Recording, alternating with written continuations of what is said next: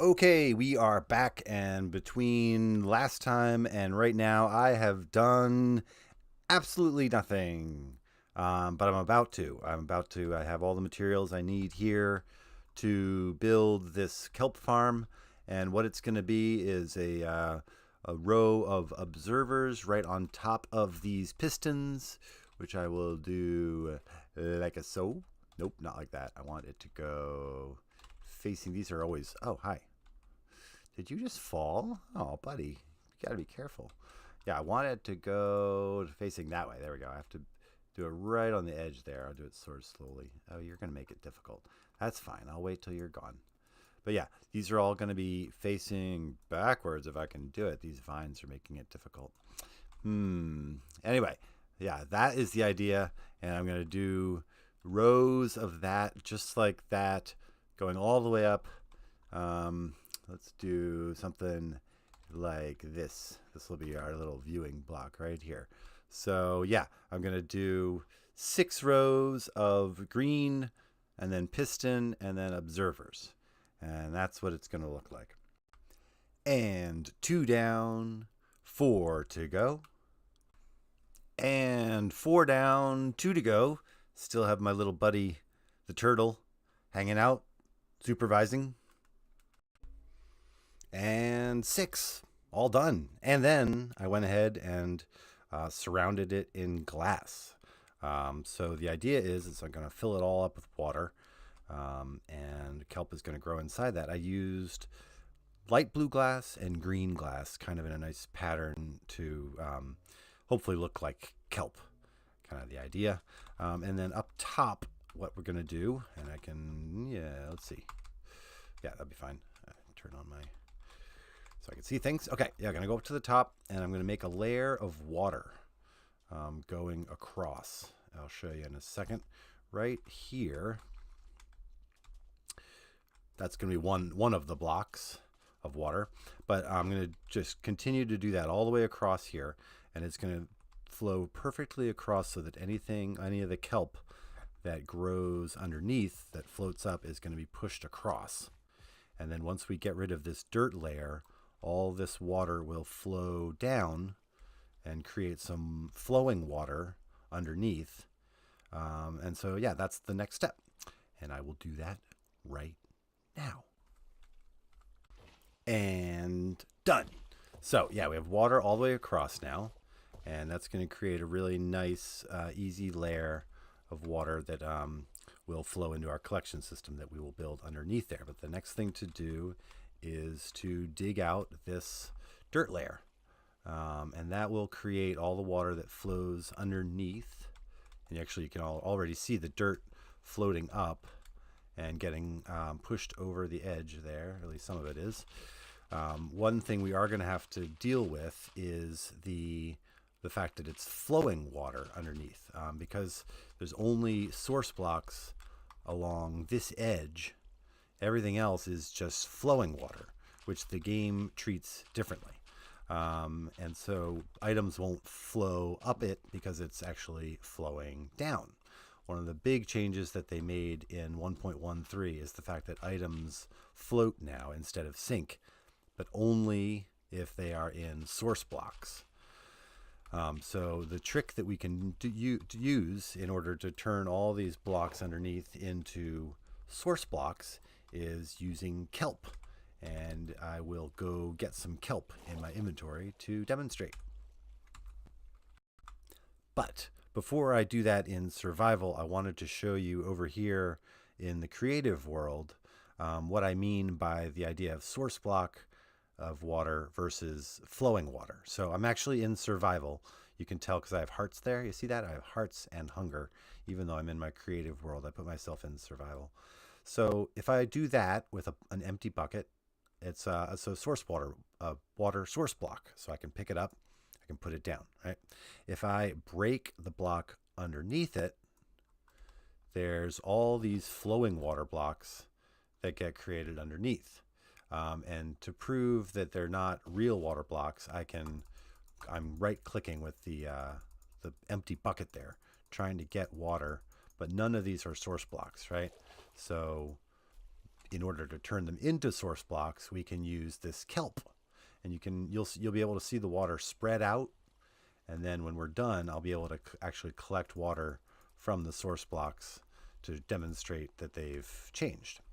So see, already the source blocks have spread out inside that what used to be just a flowing water column. And when I break the kelp now, what I can do with the empty bucket, remember still in survival mode here, I can pick up a water source block from inside that column. So that kind of shows you how the kelp has turned all those flowing water blocks into water source blocks. And what that means also, and what we're more interested in creative, is that any items that are dropped right into the, of course I'm getting them all in the flowing water blocks in the middle, to the side, but you'll see it in survival. Blocks will, yeah, there you go, float up those source blocks, and that's the method of collection for the kelp blocks in survival. So just wanted to demonstrate that for you real quick. Okay, and we're back. I think I'm done. I did a lot of work. Did a lot. Oh, hi. I have my little turtle friend keeping watch here. But yeah, it's working. It took a little trial and error. The water streams at the top were sort of tricky to keep working for a lot of different reasons. But yeah, it seems like it's a working farm. I'll show you it from the very top, and you can kind of see behind the scenes a little bit. I did this very crude little staircase here, but essentially they're all in here growing away, and as I showed you before, they're the observers here, which are keeping an eye on these 2 high kelp, and as soon as one of them grows 3 high, it'll fire that piston. And basically once anything appears in front of one of those observers, it sends a little redstone pulse which fires the piston right below it. And I think last time I kept, oh, there we go. Yeah, so it fires a whole row, and it floats up, and sometimes they get stuck against the glass at first. I should probably check out, see how much breath I have. Yeah, and it bumps against the glass, and then it ends up floating back up and goes over the water stream.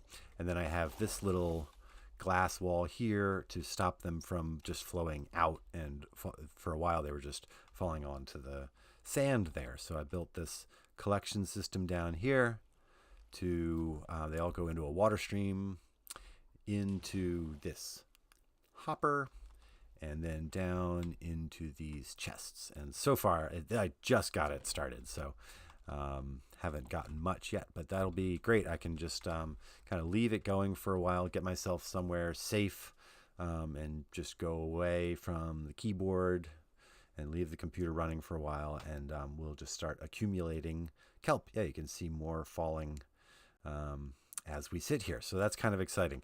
Yeah, this took a while. It took a while, but I'm glad I finally have it working, and I think that 100% of them are now falling into the water stream. For a while, like I said, they were falling over, but I think I have it fixed, so we are good to go on that front. So that's kind of exciting. Project not totally completed, but I still have a little bit of maybe decorating to do, sort of finish off the sides a little bit. Eventually I could extend it in that direction, basically continue doing the same thing for even more rows or more columns, but I think this will probably be good. And anything that you can just leave running while you go away and you don't have to do anything, that's great. That's a really easy way of accumulating some resources. I think I will also do a fish farm over here, so both of them can be kind of working for me at the same time. But for now, I think I'll take a little break there. And we are back with my little turtle friend here, who has decided he's going to be the mascot of the kelp farm. He's just going to hang out, make sure it all is running smoothly, which I appreciate it, buddy. It's good to have a little help around here. I'm going to wrap it up. I did want to show you what I have done since last time I recorded, a couple of days ago, actually. made a little bit more of a collection room here. More storage for all the kelp to flow down into here. And then I did a furnace setup like you've seen, where I can put the kelp in the top here, and then fuel goes in the side to feed. So fuel, the thing that you need cooked goes in the top, the fuel goes in the side, and then the cooked things come out the bottom along with the empty buckets from the lava. And then I made a little easier setup over here, dug through to the tunnel. I'm not going to go down there right now, but you can collect lava down there, and then also made a bubble tunnel entrance. So as you're coming up from the bottom, you can actually make it into this doorway if you're quick enough. I should probably make it too wide, make it a little easier. But I think I'm going to wrap it up there. I've been accumulating kelp and cooking it up to get these kelp blocks. And but that's that project kind of all done for now. I still do need to make it look a little better from the outside, but I can kind of work on that over time. Next time, I used to have a looting sword, and I don't know where it is anymore. So next time, we're gonna go on a treasure hunt, trying to find my looting sword somewhere. So until then, love you, and hope you had a wonderful day, and I'll see you soon. Bye.